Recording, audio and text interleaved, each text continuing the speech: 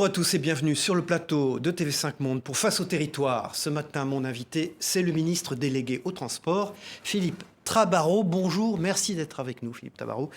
Ce matin, nous allons évidemment aborder tous les sujets d'actualité avec nous, les éditorialistes de la presse quotidienne régionale. Emmanuel Macron, hier soir, était à la télévision et il a placé les Français face à la menace russe. C'est des mots très forts du président de la République. J'ai une question à vous poser en tant que ministre délégué au transport. Vous avez à superviser les infrastructures du pays, la moyen dont la locomotion se fera si des problèmes plus graves arrivaient. Vous assistez d'ailleurs au Conseil de défense. Vous y étiez sur les problématiques de narcotrafiquants. On en parlera tout à l'heure. Est-ce que l'on en parle dans cette instance d'une possibilité de renforcement de problèmes en Europe à cause des Russes? Est-ce que c'est des problèmes qui sont abordés en Conseil de défense, qui est une enceinte très restreinte? Alors, comme vous l'avez dit, c'est une enceinte très restreinte et je suis votre invité aujourd'hui, donc je vais essayer de répondre à toutes vos questions, mais permettez-moi de ne pas répondre directement à celle-là, puisque ce qui se passe au Conseil de défense ne doit pas filtrer à l'extérieur. Mais la France est-elle prête? Par contre, je peux vous dire que la France est au travail sur ces sujets, qu'on ressent dans tous les services en général, et pas uniquement dans cette instance, une mobilisation. Je recevais hier au ministère le député Yannick Chenevard qui a commis un rapport sur la stratégie de la flotte navale dans notre pays, sur toutes ces questions. J'ai régulièrement des échanges avec le président de la SNCF et avec mon collègue ministre des Armées sur ces questions également stratégiques de voies ferrées, de desserte, de logistique. Et bien sûr que la situation internationale est dans nos conversations et dans les décisions qu'on est amené à prendre. Mais c'est vrai qu'on n'en fait pas une grande publicité. Pour autant, on se prépare à une situation qui se tend internationale. Vous l'avez rappelé, l'intervention du président de la République a été très forte hier. Il a mis des mots derrière cette situation. Il a désigné des personnes qui veulent quelque part, par leur comportement, par leur discours, se positionner comme des ennemis maintenant de notre pays, de notre continent.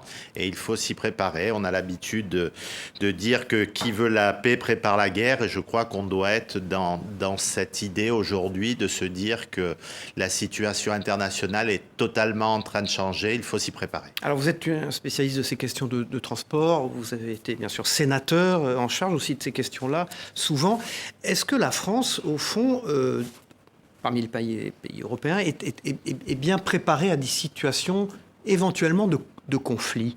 Est-ce que vous avez... Alors, je ne parle pas au ministre, je parle à celui qui étudie depuis des années les choses. Est-ce que ça s'est amélioré? Est-ce que ça ne s'est pas amélioré? Est-ce qu'il y a peut mieux faire? On en est où? Non, je pense que le pays a anticipé un certain nombre de choses, puisque je rappelle qu'il y a eu 2 lois de programmation militaire. Alors, je n'étais pas parlementaire lors de la première loi, mais j'ai voté des 2 mains la 2e loi de programmation militaire, qui nous a permis en 10 ans de doubler dans notre pays notre armement. Je pense que les questions ont été anticipées. Après, on ne peut jamais se préparer totalement au pire. J'espère que ce pire n'arrivera jamais. Mais en tout cas, par les décisions qui ont été prises en amont, on peut aujourd'hui sereinement, mais de manière très concentrée, penser et protéger tout ce qui est vital dans notre pays. Comme vous l'avez très bien dit, notamment les mobilités sont vitales en période de transport du quotidien, mais également en période dégradée, comme peuvent l'être les périodes où un conflit est sous-jacent. Philippe Tabarot, ministre délégué au transport, est notre invité dans Face au territoire ce matin. Dans un instant, Stéphane Vernet, éditorialiste politique à Ouest France, est sur ce plateau. Bonjour Stéphane Vernet. Bonjour. Bonjour. Bonjour Monsieur le Ministre. Le président de la République hier, sans prononcer tout à fait le mot, nous a annoncé qu'en fait la France allait devoir entrer dans ce qu'on appelle une économie de guerre. Il l'avait déjà dit en 2022, mais cette fois-ci on y est. Il est question donc en réalité de réorienter une grosse partie des dépenses de l'État et du budget vers la défense, vers le réarmement. Ça veut dire qu'il faudra procéder à des arbitrages. Emmanuel Macron dit qu'il faudra le faire sans augmenter les impôts. Est-ce que ça peut se traduire par des reports d'investissement ou des annulations de projets dans des infrastructures de transport. Je pense par exemple au RER métropolitain ou est-ce qu'il y a d'autres choses qui pourraient pâtir de cette situation, de cette évolution? Dès ce budget, des efforts conséquents ont été demandés à un certain nombre de secteurs et le secteur des transports n'y a pas dérogé puisque je vous rappelle que l'Agence de financement des infrastructures de transport, qui sont les projets d'investissement sur nos territoires, a eu son budget qui a été baissé de 900 millions d'euros, pratiquement 25% de ce budget. Donc les efforts ont déjà été consentis. Il est probable que d'autres efforts nous soient demandés, mais sur ce sujet, je souhaite rappeler que là, on n'en est pas dans du fonctionnement, on est dans de l'investissement. Et nos territoires ont besoin de mobilité, bien sûr pour le quotidien et même pour les périodes dégradées, on vient d'en parler avec Cyril Pillet. Donc pour toutes ces raisons, je pense qu'on doit continuer à investir dans notre pays sur nos territoires et c'est la raison pour laquelle j'ai demandé, ça a été accepté par le Premier ministre, une conférence de financement sur les infrastructures de transport pour mettre tout à plat et pour trouver un nouveau modèle d'investissement sur nos infrastructures. Alors, Philippe Tabarot, le ministre des Transports, est notre invité ce matin dans Face au territoire. On va se rendre à Marseille, si vous le voulez bien, monsieur le ministre. Olivier Biscay, qui est directeur des rédactions de La Provence, a une question à vous poser. Olivier. Philippe Tabarot, bonjour. La justice a mis fin au chantier de l'A69 en Occitanie, pourtant essentiel pour le territoire. Est-ce que l'on marcherait sur la tête en France ? J'ai envie, monsieur Biscay, vous connaissez bien ce dossier puisque vous étiez précédemment dans cette région, Directeur je de la rédaction crois. de Midi Libre. Exactement. Oui, cette situation, je l'ai caractérisée d'ubuesque. Non pas la décision de justice, je ne me serais pas permis dans le cadre de la séparation des pouvoirs, mais ce que cette décision de justice a entraîné, oui. Aujourd'hui, on se retrouve avec 1000 personnes clairement au chômage, avec 3 à 4000 personnes directement impactées avec tous les sous-traitants. J'étais ce matin, avant de venir vous retrouver avec la Fédération nationale des travaux publics, et je sais que concrètement sur le territoire, c'est un désastre, c'est une inquiétude. Des personnes qui avaient commandé du matériel, qui étaient sur le chantier, qui ont été obligées du jour au lendemain d'arrêter, et puis quelque part qu'au bout de 6 à 7 décisions de justice, qui était le cas, qui permettait le chantier, qu'il puisse être arrêté du jour au lendemain, c'est quelque chose de particulièrement lourd. L'État a fait appel. L'État a fait appel, je tiens à le rappeler immédiatement, à la fois de demander un sursis à exécution de la décision, puis un appel. Nous allons travailler également à une modernisation et une simplification des procédures pour que cette situation n'arrive plus, parce qu'on parle de la 69 qui est indispensable pour désenclaver le Tarn, un département que je connais bien, mais tout ceci peut être est jugé comme jurisprudence sur l'ensemble des projets d'aménagement de nos territoires. Justement, votre émission s'appelle Face au territoire. Ça peut avoir des conséquences dans tous les territoires, que ce soit pour des routes, des autoroutes, des chemins de fer. Stéphane Vernet. Avec une gabegie phénoménale, puisque là, sur ce chantier-là, sur la 69, les 2/3 de l'autoroute étaient déjà entrepris, réalisés. C'est 300 millions d'euros qui avaient déjà été investis. Cet argent, si l'État perd en appel, il est perdu. C'est une dépense. On peut imaginer qu'en fait les choses restent en état, que ce soit terminé. Mais écoutez, ou qu'il faille remettre en état. Moi, je souhaite que ce ne soit pas le cas. J'espère que la Cour administrative d'appel de Toulouse pourra juger ça de manière sereine et véritablement en droit. J'espère que les parlementaires se saisiront de ce sujet également à travers différentes propositions de loi ou à travers le projet de loi sur dans quel délai? Écoutez, sur le sursis à exécution, ce sera probablement dans un délai d'environ 2 mois. Nous avons encore quelques jours pour remettre notre mémoire et à partir de ces éléments, il y aura une décision en tout cas sur la suspension ou la non-suspension du chantier dans les semaines qui viennent. Monsieur le ministre, dans l'histoire, il y a eu un autre sujet qui a été débattu pendant des décennies, qui a fait l'objet de toutes sortes de décisions de justice favorables, qui avait le soutien des populations locales, puisqu'il y avait eu même un référendum qui disait oui au projet. C'est l'aéroport de Notre-Dame-des-Landes. Il a été abandonné. Il ne se fera jamais. Il était question puisque l'aéroport de Nantes ne pouvait plus être transféré, il était question de le réaménager, de le réorganiser. Les choses ont pris du retard. Où est-ce qu'on en est de ce dossier, en fait? Écoutez, concernant l'aéroport de Nantes, la consultation est en cours. Il y aura le choix d'un concessionnaire dans l'année 2026 et ensuite un certain nombre de travaux qui seront engagés. comme l'État s'y était engagé, à la fois des travaux pour permettre un meilleur accueil des passagers, que c'est le cas aujourd'hui, je le sais, pour attirer également de nouvelles compagnie, et puis pour permettre un développement, mais dans un cadre qui soit acceptable pour les riverains également, qui sont enclins à ne pas voir leur qualité de vie dégradée. Je pense qu'il y a un beau projet qui se prépare sur cet aéroport. En tout cas, c'est la crédibilité de la parole de l'État par rapport à ce que vous avez très justement dit au moment de Notre-Dame-des-Landes. Un beau projet, mais pas avant 2026, si je vous comprends bien.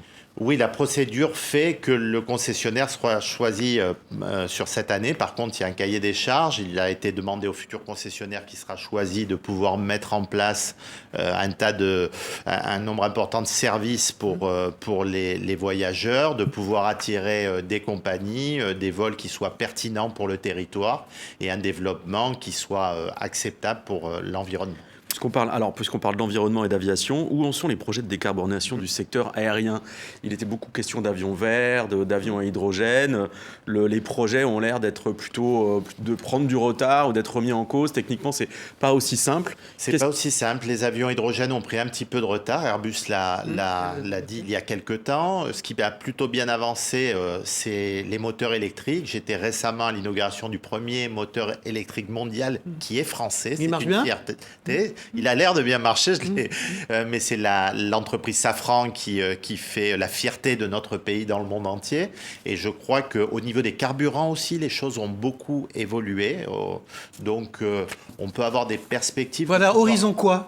Écoutez, je pense que l'horizon 2035-2040 est un horizon intéressant. Et puis, en dehors de la décarbonation, il y a beaucoup de progrès qui a été fait au niveau du bruit. C'est un sujet qu'on évoque très souvent autour des aéroports. On va en parler. Et je pense que les constructeurs ont pu faire évoluer les choses de manière positive et décarboner l'avion. C'est un objectif, comme décarboner tous les autres modes de transport. Et puis Stéphane Vernet, le vélo aussi. Oui, c'est ma dernière question. Il y avait un plan vélo qui avait été mis en place par Elisabeth Borne quand elle était première ministre, mais elle a occupé votre poste comme ministre en charge des Transports. Donc il y avait beaucoup d'attentes. La promesse était assez forte. Il n'y a plus de budget.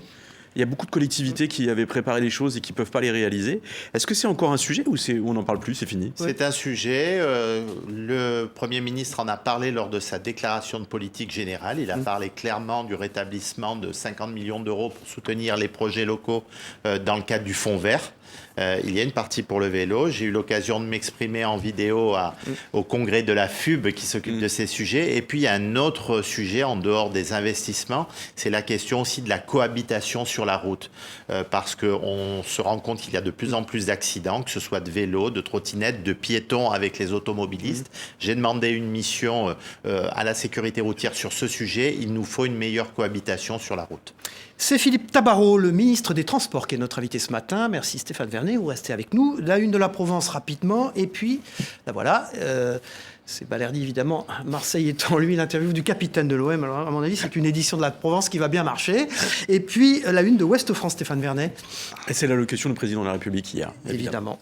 Donc, qui a parlé clairement de menaces. Vu les résultats du FC Nantes, vous avez préféré... que j'aime par ailleurs.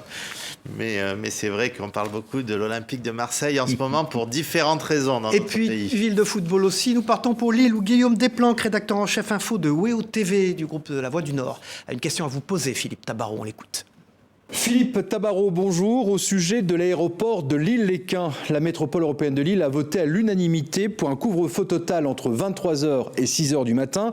Vous le savez, le bruit est la deuxième cause environnementale de décès prématurés en Europe, selon l'OMS. Beauvais, Nantes ou encore Orly ont déjà mis en place un couvre-feu. Pourquoi pas Lille ?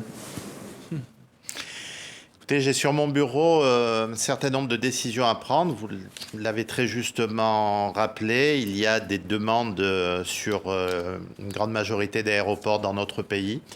J'étais hier soir avec les riverains et les élus d'Orly. J'ai reçu déjà des élus du secteur lillois. Je pense qu'il faut arriver à concilier à la fois desserte des territoires, développement de ces territoires et environnement. On en a parlé à l'instant. Je pense que les deux ne sont pas incompatibles. Après, il faut quand même préciser que le secteur des transports a été touché ces 2 dernières années par 2 taxes importantes. La taxe sur les billets d'avion, la taxe sur les équipements de transport. Les compagnies, pour la plupart d'entre elles, sont en grande difficulté. On en parlera peut-être avec Corsair notamment avec tout à l'heure. Corsair.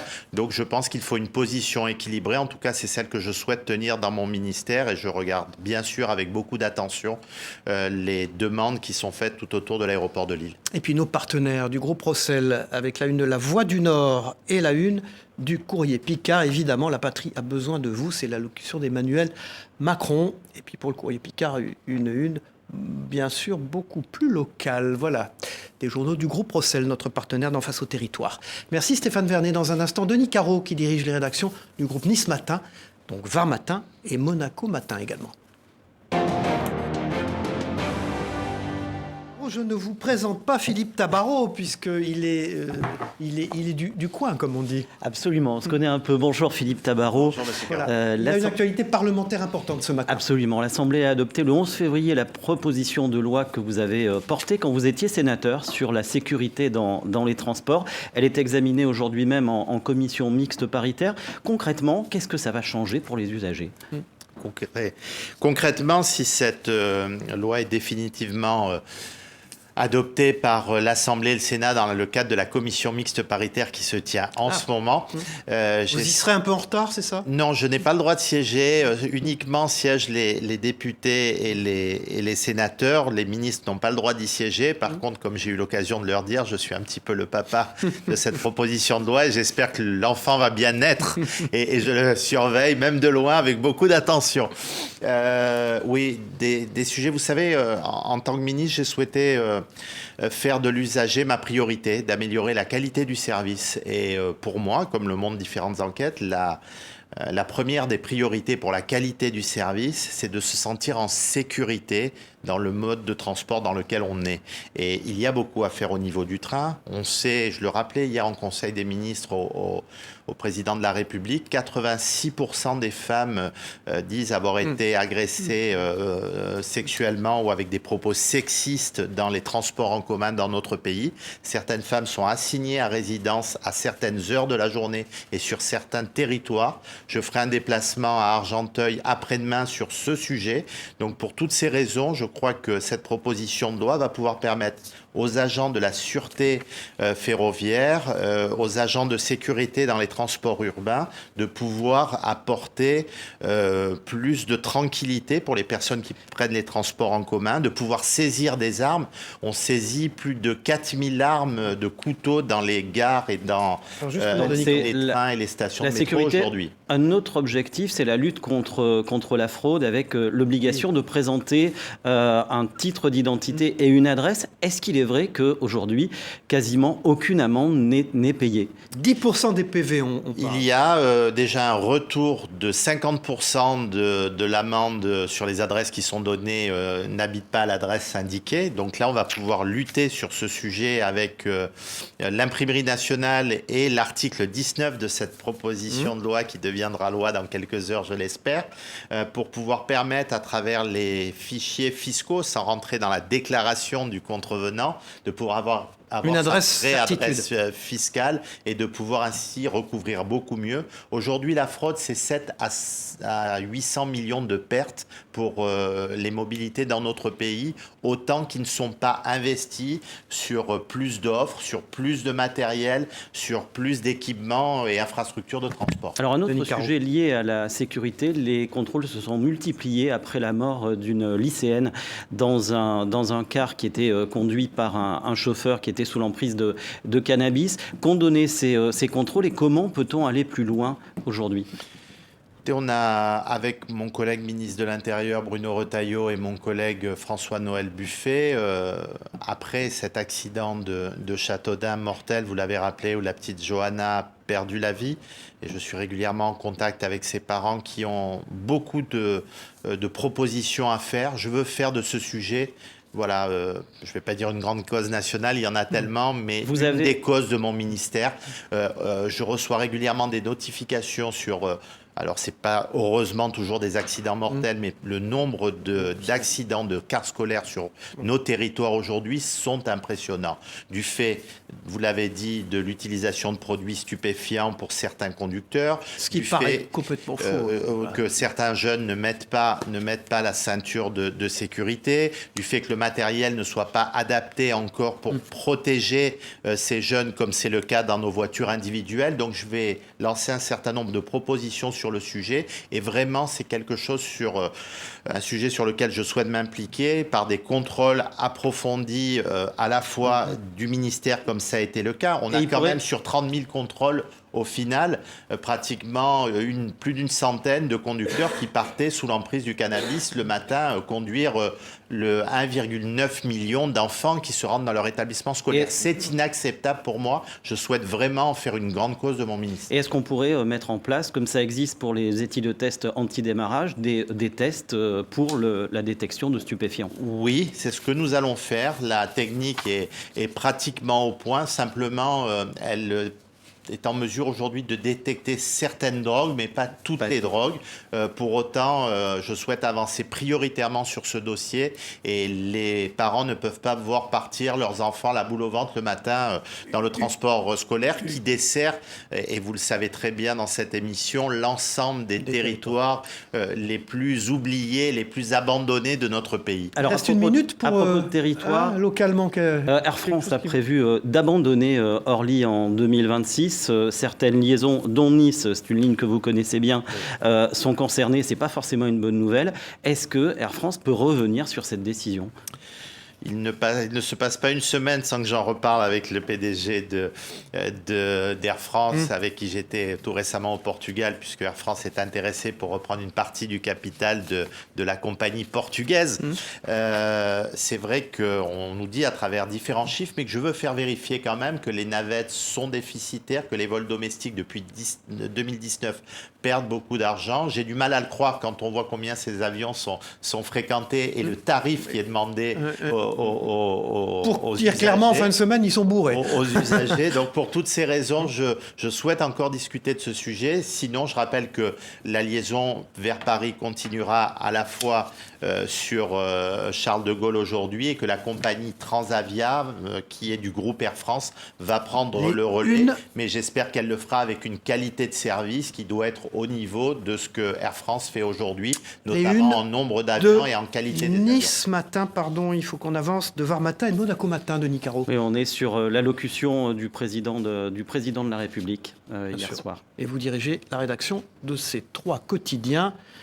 On les voit à l'antenne en ce moment. Merci Denis Caro d'être venu depuis Nice. Merci. Interviewé avec nous Philippe Tabarot, ministre des Caro. Transports, qui est notre invité dans Face au territoire. Dans un instant, Floréal Hernandez, rédacteur en chef de 20 minutes, est sur ce plateau. Bonjour Floréal, merci d'être avec nous. Alors, sujet très chaud. Ah, je sais que ça vous intéresse. Ah, beaucoup. Est-ce que vous avez pris le périphérique ce matin? Non, pas Non. ce matin. Est-ce que vous n'avez pas pu constater s'il y avait des embouteillages à cause ou en raison du nombre de voitures, mais aussi de cette nouvelle voie de covoiturage j'ai les chiffres quotidiens. Alors ça nous intéresse beaucoup. Donc je rappelle que c'est une voie réservée sur le périphérique à Paris. Ça concerne aussi beaucoup les gens qui sont dans les territoires, qui viennent à Paris, et qui est pour l'instant une expérimentation, mais qui fait parler. C'est une expérimentation que souhaitait Madame la maire de Paris. Elle ne souhaitait pas, elle, une expérimentation. L'expérimentation, c'est l'État qui l'a demandé pour que cette décision soit réversible. L'État et la présidente de région également, puisque je rappelle que la ville a la compétence sur le périphérique. Nous avons beaucoup travaillé avec le préfet de police, Laurent Nunez, pour veiller à ce que cette mesure soit réversible à la fois dans le temps, mais même dans une journée quand il peut voir que la situation est totalement congestionnée, et donc il a la possibilité techniquement de pouvoir... C'est-à-dire qu'une fois qu'il y a le bazar, on peut intervenir en gros. Mais avant, finalement, Écoutez, on n'intervient pas. avant, Madame Ça paraît quand même complètement Hidalgo fou, non? avait, suite à ce qui s'était passé, l'expérimentation des Jeux Olympiques, la volonté, pour des raisons de pollution qu'elle a expliqué, développé. Mais vous y adhérez, vous, à ça? Écoutez, moi, elle est dans son ressort de compétences. Moi, je ne veux pas avoir d'a priori défavorable. Je veux pouvoir juger sur pièce et je vais juger sur pièce. Elle souhaitait le faire sur 5 années.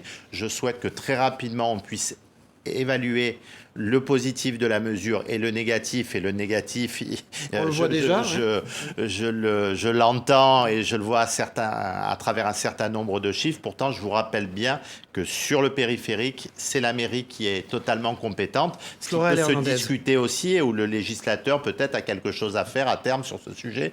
On avait déjà beaucoup parlé de l'abaissement de la... D'ailleurs, est-ce que vous avez des chiffres aussi sur le 50 km/h? Non, je n'ai pas de chiffres sur le 50 km/h. Mais c'est bon signe ou mauvais signe que vous n'ayez pas de chiffres? Je pense qu'on a peut-être trop laissé faire aujourd'hui en se disant que c'était de la compétence de la mairie en l'occurrence, sans demander des rendez-vous régulièrement pour avoir un rendu et des rendus qui soient faits par des personnes indépendantes. C'est-à-dire que si c'est les personnes de la mairie de Paris qui donnent les chiffres, elles sont indépendantes, il y a des gens très compétents à la mairie de Paris, mais ces chiffres peuvent être un petit peu plus discutables ou d'associations indépendantes, mais quand même subventionnées par la mairie de Paris.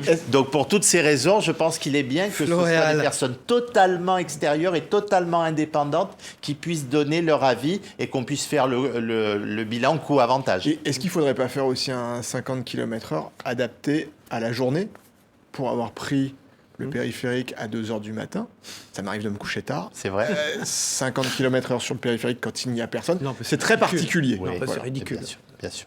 Non, mais l'idée de ce qui a été mis en place et de ce qu'on a souhaité imposer avec M. Nunez, Mme Pécresse à Mme Hidalgo, c'est l'idée... Il y a un dialogue avec elle, Philippe Tabarot, ou pas? Écoutez, est-ce que c'est facile de parler avec Anne Hidalgo? On l'a eu sur ce plateau, c'est pour ça que je vous pose la question.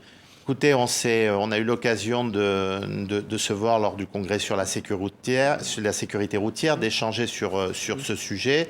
Je lui ai fait part de mes réserves, notamment sur la réversibilité. Elle nous parle tout de suite de questions de santé publique, de nombre de personnes, des 500 000 personnes qui habitent autour de ce périphérique, de leur taux de mortalité qui est en hausse.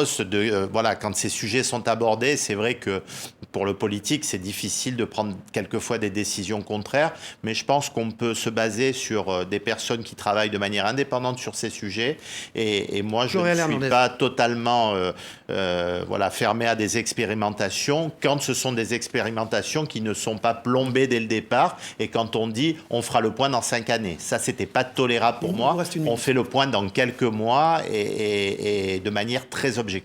Vous l'avez dit, vous êtes un adepte du Nice-Paris, Paris-Nice en avion. Est-ce que vous avez constaté quelque chose de nouveau au 1er mars? Je suis un adepte de l'avion quand je n'ai pas de solution de train. Mais depuis le 1er mars... Je suis souvent, on me traite de ferrovipate et on dit que je fais tout pour le ferroviaire. Je prends l'avion quand je n'ai qu'une solution de train à 5h15 de chez moi et que je suis amené à venir toutes les semaines. Depuis le 1er mars, il y a eu une hausse de la taxe sur les billets d'avion. De la TSBA sur les billets d'avion. En tant que parlementaire, j'y étais défavorable. J'ai déposé un certain nombre d'amendements. Là, on est d'accord que les personnes qui vont payer, ce ne sont pas les compagnies, c'est les consommateurs, ce sont les personnes qui vont voyager. Ça dépend. Certaines compagnies l'ont répercuté sur les voyageurs et d'autres non. Certaines l'ont fait payer. C'était la discussion qu'on avait. Est-ce qu'il faut la faire payer plus aux personnes qui vont à l'étranger? C'est un vrai sujet pour votre chaîne, ou pour les personnes qui sont en classe économique, en classe affaires. Tout ce débat parlementaire a eu l'atterrissage, c'est le cas de le dire, de cette taxe. Je ne vais pas vous dire qu'il me convienne, et particulièrement parce qu'en plus, la recette de cette taxe ne revient pas au secteur des transports. Il n'y a pas de fléchage pour financer. C'est une taxe de solidarité vers l'assurance vieillesse. c'est une taxe de solidarité pour le budget de la France.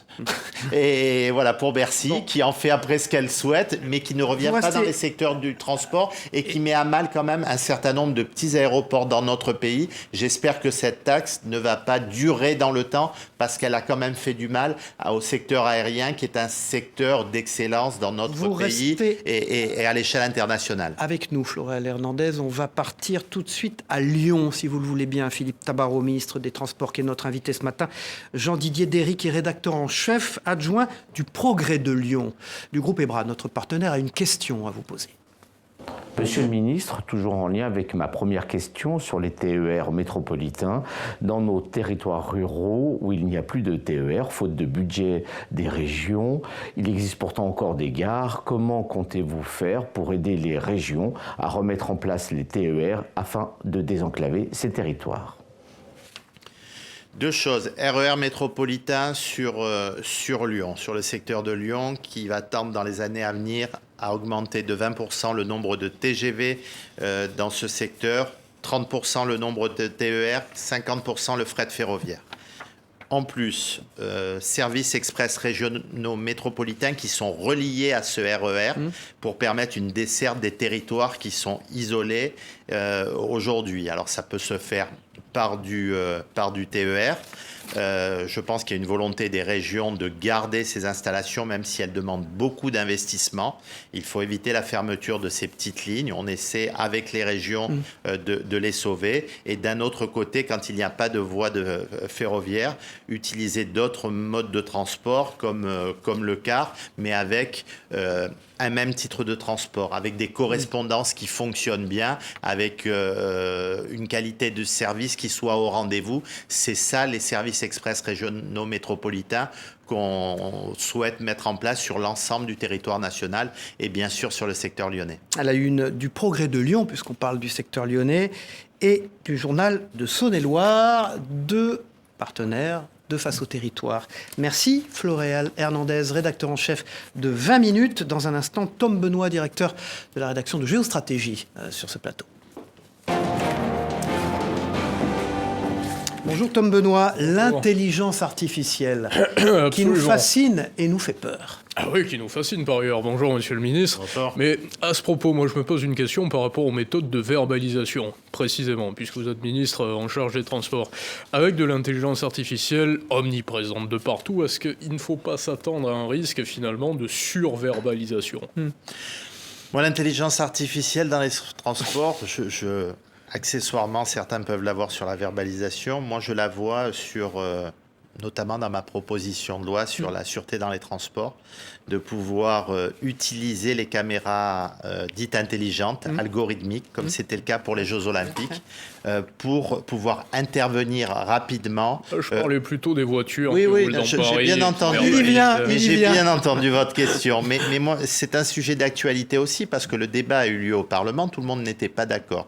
Donc moi, l'intelligence artificielle, elle est utilisée quelquefois par les délinquants, et notamment dans les transports en commun. Et moi, je veux qu'elle soit utilisée pour les rattraper rapidement, qu'elle puisse prévenir des accidents graves, notamment des mouvements de foule, et ces caméras intelligentes peuvent le permettre. Donc, que l'expérimentation des Jeux Olympiques puisse se continuer. C'est ce que j'espère obtenir dans quelques heures si la commission mixte parlementaire sur la verbalisation. Concernant la verbalisation, bien sûr que ce soit dans le cadre des zones à faible émission, que ce soit dans le cadre des voies réservées, l'intelligence artificielle va plus facilement permettre d'appréhender les comportements qui ne seraient pas dans la règle. Je rappelle simplement qu'aujourd'hui, pour toutes ces... Vous me faites une réponse de politique, si je puis me permettre. Non, ça va être le cas. Par contre, Est-ce que vous vous sentez concerné, Tom Benoît ? Plus ou moins. Je rappelle qu'avant, toute mise en place de ces décisions, il y a des périodes d'essai, des périodes où, pendant un certain nombre de mois, voire un certain nombre d'années, il n'y a pas de verbalisation. C'est quand l'information est suffisamment nécessaire et importante. J'ai commis un rapport sur les ZFE aussi qui disait exactement ça. S'il n'y a pas un accompagnement, s'il n'y a pas une bonne information, s'il n'y a pas une bonne coordination, on ne met pas en place les mesures. Mais l'intelligence artificielle peut être utilisée quelquefois pour ça, peut être utilisée pour sécuriser nos véhicules. Je parlais tout à l'heure des cartes scolaires. Je crois en l'intelligence artificielle pour protéger les utilisateurs. On va laisser le sujet pour plus tard, comme ça on avance. De véhicules légers, de véhicules lourds. Monsieur le ministre. Pour poursuivre sur l'import-export, les droits de douane de tous les côtés, l'Union européenne en met, la Chine également, Donald Trump signe des décrets à tour de bras. Oui. Est-ce qu'il y a des sociétés comme CMA-CGM, par exemple, de Rodolphe Saadé, qui vont en payer le prix et qui vont perdre du chiffre d'affaires? Est-ce que CMA-CGM vont perdre les transporteurs, les logisticiens. Mais il y a un vrai sujet en ce moment. Mais concrètement, est-ce qu'ils vont voir leur chiffre d'affaires décliner? Ça, je ne suis pas en mesure de le dire. Entre ce que dit Donald Trump et ce qu'il fait ensuite, je ne suis pas en mesure de... Même nous le faisons finalement, puisque sur les véhicules chinois, on a instauré en Europe 38% de droits de douane. On a été très long à le faire. Je vous rappelle que le budget de notre pays a subventionné pendant des années les véhicules chinois et notamment les batteries chinoises. Par contre, le secteur du transport maritime est un secteur qui est en difficulté aujourd'hui, après des années où les choses se sont particulièrement bien passées, et notamment pendant la période du Covid. Non, il est en difficulté. Pourtant, il y a eu des montants records. Non, mais il va être en difficulté. Il est en difficulté à l'heure où je vous parle. Oui. Quand on ne peut pas utiliser le canal de Suez, quand on ne pourra plus utiliser le canal de Panama dans quelques jours probablement, ou quand on doit payer des droits de douane à double titre, parce qu'on n'a pas un pavillon américain et parce qu'on a un chargement chinois, on est taxé à double titre. CMA-CGM peut peut-être s'en tirer, on l'espère, un peu mieux que les autres, parce qu'ils ont racheté une petite flotte américaine et ont anticipé. Donc ils sont d'une certaine manière américains sur cet aspect-là de leurs affaires. Mais sur une flotte très limitée, mais en tout cas ils ont essayé d'anticiper ça. Leaders. Alors finalement on s'aperçoit qu'il y a énormément de transporteurs qui ne sont pas cotés en bourse. Le danois l'est, mais par contre MSC n'est pas coté, CMA n'est pas coté. Pourquoi les transporteurs ne sont pas cotés ? Est-ce que ça ne fait pas défaut à la Bourse de Paris de ne pas avoir CMA-CGM, qui est un géant aujourd'hui et qui serait peut-être au niveau de LVMH ? C'est un secteur industriel très important qui n'a peut-être pas sa place mondialement du coup. Est-ce qu'il y a des raisons précises, une crainte de la part des dirigeants de voir trop de volatilité peut-être par rapport à leur activité s'ils étaient cotés en bourse ? Je pense que c'est une question qu'il faut leur poser. Moi, ce que je sais, c'est que je suis fier qu'on ait un fleuron, la troisième compagnie mondiale qui rayonne sur tous les océans. Moi, je n'oublie pas une chose, c'est que quand personne ne pouvait accéder à Mayotte et aucun service de l'État, les premiers à être arrivés à Mayotte, ce sont les bateaux, les porte-containers de CMA-CGM. Donc ça, je ne l'oublie pas. Si la stratégie de l'entreprise n'est pas d'aller en bourse, posez-leur la question pourquoi. Moi, je pense qu'il faut continuer à soutenir nos entreprises françaises. Il faut répondre à ceux qui nous agressent commercialement de la même manière, et il ne faut jamais avoir honte d'avoir une grande entreprise qui réussit à l'international dans notre pays. BYD exporte ses voitures elle-même, la société. Elle a investi dans une flotte de plusieurs navires. Elle travaille beaucoup avec le Royaume-Uni d'ailleurs pour affréter ces navires. Est-ce que c'est un choix qui promet une croissance exponentielle, il faut aller très vite là, pour BYD?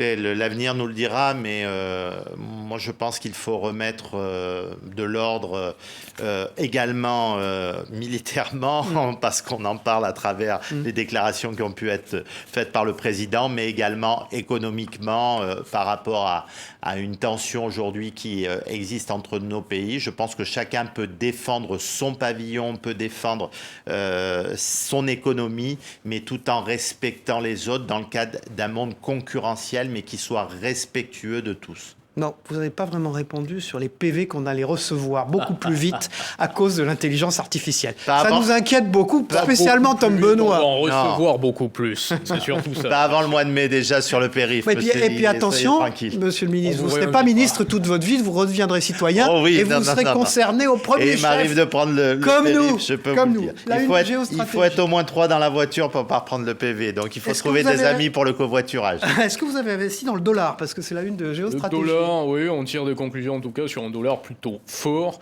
durant les mois qui viennent, plus fort que l'euro en tout cas, et des points de croissance plus élevés aux États-Unis qu'en zone euro pour l'année à venir. Qu'est-ce que vous en pensez? Non, la bourse américaine baisse aussi en ce moment et elle entraîne certaines bourses européennes. Donc je pense que les décisions surprenantes quelquefois de M. Trump ne rassurent pas totalement les marchés américains malgré son patriotisme économique. Merci Tom Benoît, directeur de la rédaction Merci de à vous. Géostratégie Magazine. On vient de voir votre une, c'est Philippe Tabarot, le ministre des Transports, qui est notre invité. On va continuer sur les questions internationales dans une minute, mais tout de suite on se rend à Fort-de-France, où Cyril Boutier, qui est le directeur éditorial de notre partenaire France Antilles, France Guyane, a une question à vous poser. Parmi les compagnies aériennes qui desservent les Antilles et plus largement les Outre-mer, il y a Corsair.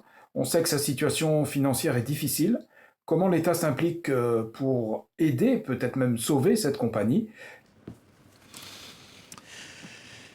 Comment, c'est un sujet dont vous débattez avec le ministre. Bien sûr, je travaille beaucoup avec Manuel Valls sur ce sujet. On a beaucoup de sujets ultramarins. Je ne sais pas si on aura l'occasion d'en parler un petit peu plus tard. Le sujet de la desserte des territoires ultramarins, de cette continuité territoriale, est un sujet qui nous préoccupe avec des compagnies, on le disait, d'une manière générale dans notre pays qui sont en difficulté, et encore plus pour celles qui opèrent dans les départements et territoires d'outre-mer, ce qui est le cas de Corsair, même si elle s'appelle Corsair, elle rayonne beaucoup plus largement. Vous allez la sauver ou pas? Vous allez Alors écoutez, je souhaiterais la sauver. Simplement, j'ai reçu son président qui est en train de faire un tour de table avec de nouveaux actionnaires, ce que lui demande l'Europe. Notre problème aujourd'hui, c'est justement de ne pas trop la sauver officiellement, entre guillemets, ou de manière... parce que les concurrents de manière d'aide sont attentifs. Parce qu'on a une commissaire à la régulation européenne, en l'occurrence Madame... Et l'Europe intervient sur un sujet qui se passe aux Antilles et qui est capital pour les habitants de cette zone. Vous reconnaissez que c'est pas très logique. Non, l'Europe a un certain nombre de règles sur la question dont... plus proche du territoire américain que de nous. Donc, est-ce qu'il n'y a pas un problème quand même politique là? Bien sûr qu'il y a un problème politique sur la question de régulation, des décisions qui peuvent paraître arbitraires aujourd'hui. Clairement, on nous empêche d'aider plus fortement qu'on le souhaiterait à sauver la compagnie Corsair. Pour autant, on a beaucoup discuté avec eux. Ils sont en train de revoir leur tour de table des actionnaires privés qui sont les leurs. Ils sont en train de revoir le nombre d'avions qui sont dans leur flotte aujourd'hui. Notre objectif, en tout cas avec le ministre de l'Outre-mer, c'est de pouvoir sauver cette compagnie qui dessert un certain nombre de territoires, qui a des services de qualité, et sans pour autant la mettre à mal et faire que notre pays soit condamné par l'Europe pour une aide trop évidente et trop importante. D'ailleurs, à votre place, jeudi prochain, Philippe Tabarot, ce sera Manuel Valls, le ministre des Outre-mer, qui sera de retour donc, de la Réunion où il se trouve actuellement pour traiter les conséquences du cyclone Garance. La une de France Antilles et de France Guyane, nos deux partenaires, voilà, de Face au territoire. Et merci Tom Benoît. Merci à vous, merci Monsieur le Ministre. Dans un instant, Demet Korkmaz, journaliste à la rédaction internationale de TV5 Monde, est sur ce plateau. Poursuivons Face au territoire avec Philippe Tabarot, le ministre des Transports. Bonjour. Et nous voici partis pour les tarifs douaniers, les transports maritimes. Absolument. Vous parliez à l'instant des tensions commerciales que fait peser Donald Trump sur le transport et particulièrement sur le transport maritime. Comment la France doit se réorganiser ou comment la France doit réagir ?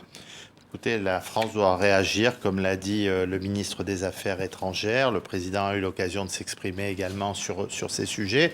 Je pense qu'il y a des discussions à avoir avec nos partenaires commerciaux, mais quand on voit qu'on est dans une impasse, c'est d'utiliser malheureusement les mêmes méthodes et les mêmes moyens pour dire que la réciproque sera vraie sur les produits. Donc des menaces. Sur les droits portuaires également au même niveau et sur les droits portuaires également. On ne peut pas se permettre de ne pas réagir malheureusement. On voit ce qui se passe aujourd'hui entre les États-Unis, le Canada et le Mexique. Le Panama. et le Panama. Nous, on est très concernés également parce qu'on l'a dit, on a un certain nombre d'entreprises françaises qui rayonnent dans le monde entier sur ces sujets et on doit être en mesure de pouvoir fortement les soutenir et les soutenir quelque part. C'est que on doit répondre aux provocations commerciales d'un certain nombre d'États.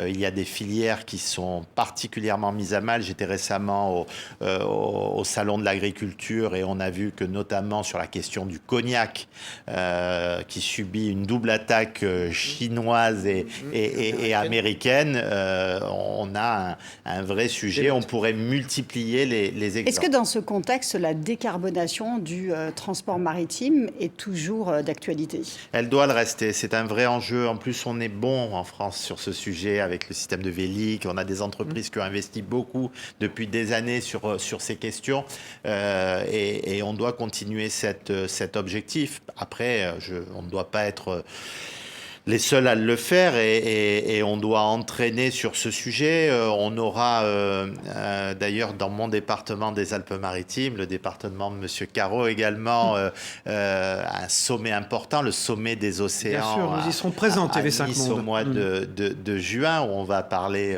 de ces questions. On a été avec le président de la République au Portugal pour prendre le relais, le drapeau, puisque la précédente conférence s'était tenue au Portugal. On organise ça avec le Costa Rica. Oui, la France se doit d'être exemplaire dans son transport en le décarbonant d'une manière générale et particulièrement sur le transport maritime. Et comment financer cette décarbonation? Est-ce que ça peut passer par exemple par un impôt minimal mondial? Moi, je trouve que... Est-ce que vous serez... Alors, un impôt mondial. Oui, non, mais les pays en parlent aujourd'hui avec les compagnies. Quelle est la position de la France? La question est portée est posée à bon escient. La France est en train de voir à travers les différents partenaires que nous avons qui seraient susceptibles de pouvoir suivre, de se dire qu'on ne doit pas être les seuls à faire les efforts en matière de décarbonation et encore moins les efforts au niveau économique. On a différentes taxes qui existent déjà, comme la taxe au tonnage qui est importante pour le secteur et qui existe en France depuis 2004. Tous ces sujets sont en train d'évoluer. Bien sûr que trop de taxes ne serait pas bon pour le secteur. Pour autant, continuons sur cette dynamique et essayons d'entraîner des pays qui aujourd'hui n'avaient pas la même conception que nous sur ce sujet de décarbonation, qui doit rester, malgré les difficultés économiques, une priorité pour sauver quelque part nos océans. Récemment, Alstom a annoncé avoir vendu 18 TGV au Maroc. Oui. Dans quelle mesure vous participez, vous, en tant que ministre des Transports, à ces négociations? J'y étais. Vous savez, Vous avez signé, co-signé? Ça s'est signé 24 heures après mon départ. Donc j'espère que j'y étais pour quelque chose. Celui qui a été beaucoup, c'est le président de la République avec le roi du Maroc lors de la précédente visite où les relations entre nos deux pays se sont enfin réchauffées comme on le souhaitait depuis des années. Mon rôle de ministre des Transports, c'est un rôle également international à travers d'être un peu le VRP sur des entreprises de transport. Vous l'avez été au Portugal également. Je l'étais au Portugal. On a bien sûr de grandes infrastructures qui sont financées et qui sont portées par de grandes sociétés françaises. On a du matériel également. C'est important. J'imagine bien. C'est très important. On a des sociétés qui, quelquefois, sont décriées sur le territoire national. Vous êtes un VRP. Et sont exceptionnelles à l'étranger. Vous êtes un VRP de la France. Le Canada a signé son premier train à grande vitesse. Merci de le dire. Merci, là aussi, Desmaines-Corpaz. la SNCF, la LGV, tout ce qu'on a réussi à faire en France, on l'exporte à l'étranger. Eh bien, nous avons un ministre VRP sur le plateau. Et un ministre qui s'occupe aussi à l'étranger du quotidien des Français parce que j'entretiens de très bonnes relations. J'ai voulu tous les voir, les ministres des Transports transport des pays frontaliers. Parce qu'il y a des personnes qui nous écoutent, vos homologues, qui prennent les trajets de France vers le Benelux, vers l'Allemagne, vers l'Italie, vers la Suisse, vers l'Espagne quotidiennement, et qui ont besoin de réponses de nos deux pays. C'est pour ça que je souhaite avoir de bonnes relations avec eux et d'aider nos concitoyens. Merci, ministre délégué des Transports. Il est avec nous encore quelques minutes sur ce plateau. Merci, Demet Korkmaz, journaliste à la rédaction internationale de TV5 Monde. La présidence de LR est en question. Deux gros candidats. Laurent Wauquiez d'un côté, président du parti. Bruno Retailleau, ministre de l'Intérieur. Vous êtes un peu au gouvernement, j'allais dire, à cause des deux. Les deux vous ont soutenu pour que vous y soyez. Votre cœur balance? Vous m'avez arrêté sur ces sujets internationaux. Oui, mais on termine l'émission.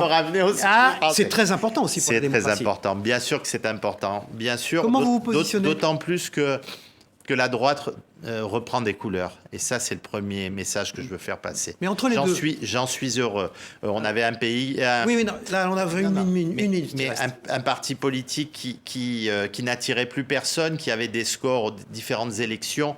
Mais comment vous allez faire, qui était pas à la hauteur d'un grand parti de gouvernement comme on est en train de le montrer. Michel Barnier l'a très bien fait avec le précédent gouvernement et on essaie de le faire avec un certain nombre de collègues. Concernant Bruno Retailleau et Laurent Wauquiez, qui sont deux amis, je souhaite que cette compétition se passe le mieux possible, que tout ce qui a été fait ces derniers mois pour remettre les Républicains au cœur du débat politique ne puisse pas voler en éclats. Vous prendrez parti pour l'un des deux ou pas?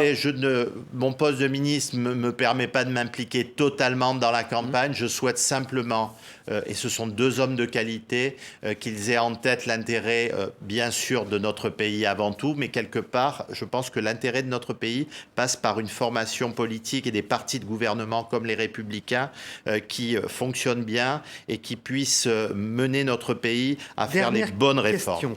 Philippe Tabarot, vous travaillez avec François Rebsamen. Vous avez été un élu LR très longtemps, un sénateur. Je le suis toujours. Et vous l'êtes toujours. Comment vous arrivez à... Est-ce que devenir ministre, au fond, ma question, ça force à relativiser les choses partisanes? Je sais pourquoi je suis dans ce gouvernement. Je suis dans ce gouvernement je l'étais pour donner un budget à notre pays, et c'est le cas aujourd'hui. On regarde les choses autrement quand on est ministre? On regarde... sur l'aspect partisan des choses. Bien sûr, matin, midi et soir. Ça se passe bien avec Rebsamen? Matin, midi et soir, on a l'intérêt de la France dans toutes nos décisions. On a 20, 30, 40 décisions importantes à prendre. Ça change un homme. Et ça change un homme, indiscutablement. Et vous vous sentez moins... je ne vais pas dire sectaire, vous l'avez non, je voulais dire, bien sûr moins partisan, au fond.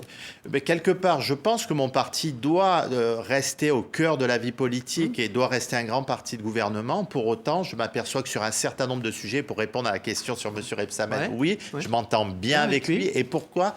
Parce que c'est juste derrière vous, le mot territoire. Parce qu'on a les territoires au cœur. Parce que c'est un élu des territoires, je le suis également, et que ces territoires nous réunissent et qu'on sait faire passer avant tout l'intérêt général. Et je crois qu'on le fait aujourd'hui au service de la France ensemble. C'est une bonne conclusion. Dernière petite question, c'est vrai que vous avez appris votre nomination au gouvernement devant chez vous, à la télévision, et que vous ne saviez pas, il y avait des conversations, mais que vous n'étiez pas du tout sûr. C'est vrai. La confirmation. Non pas, j'avais entendu que mon nom, comme on dit, circulait, mais il y a tellement de noms qui circulent pendant ces périodes. Mais c'est vrai que de manière officielle, je l'ai appris de la bouche d'Alexis Kohler, et comme j'ai eu l'occasion de lui dire, il restera dans ma vie un personnage qui me marquera à jamais, parce que c'est dans sa bouche que j'ai entendu mon nom, mais plus que quelque chose de personnel, de pouvoir servir son pays, c'est quelque chose qui me tient à cœur et j'en suis très fier. Tous les espoirs vous sont permis, Demet Korkmaz. Merci. Merci Philippe Tabarot, ministre des Transports, d'avoir été notre invité sur TV5 Monde. La semaine prochaine, Manuel Valls sera à votre place. Merci. La journée continue évidemment sur TV5 Monde. Dans un instant, la suite des émissions. Au revoir.